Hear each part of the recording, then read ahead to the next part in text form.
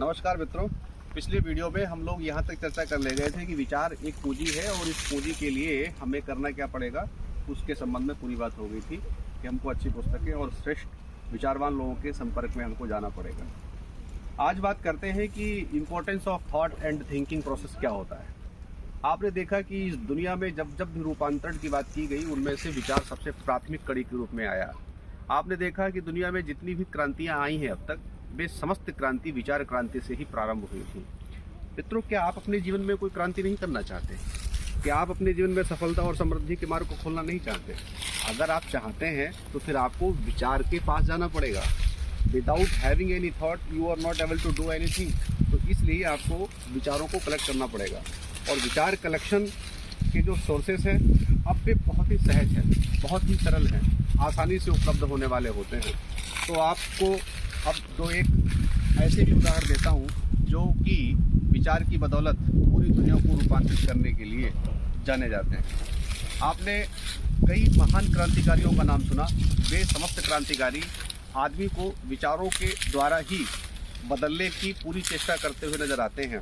जैसे आपने इससे पहले मैंने बात की थी कि महर्षि अरविंद का एक अतिमानसवाद का परिकल्पना है, जिसमें वो क्या करते हैं, ये कहते हैं कि आदमी अगर अपने विचारों को, अगर अपनी भावनाओं को केवल एकाग्र कर ले तो इनके कंसंट्रेशन से क्या होगा कि इनके कंसंट्रेशन से वह अपने भीतर जो डिवाइन वर्चूज़ हैं उनको अडॉप्ट करना सीख लेगा।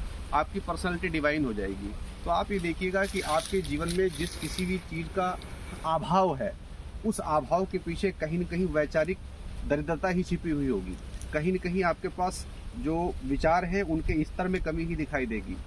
विचार के ही आधार पर मनुष्य की पर्सनालिटी का डिवीजन होता है।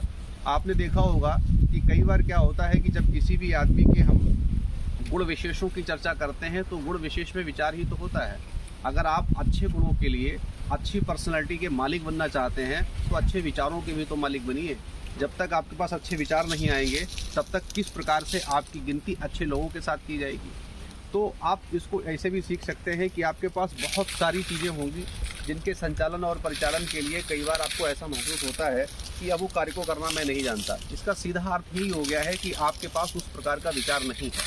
तो मुझे याद आता है कि शायद रिलायंस का ही एक स्लोगन आया था, सॉरी रिलायंस नहीं था, ये कोई दूसरी व्यवस्था थी जिसमें कहा गया था कि an idea can change your life. संभवतः ये आइडिया का सिम था। तो एक आइडिया अगर आपके पास आया तो वो आपके जीवन को बदल देता है। और कई बार पूरी दुनिया में जितने भी लोग आपको दिखाई दिए वो सिंगल आइडिया के लिए जाने गए।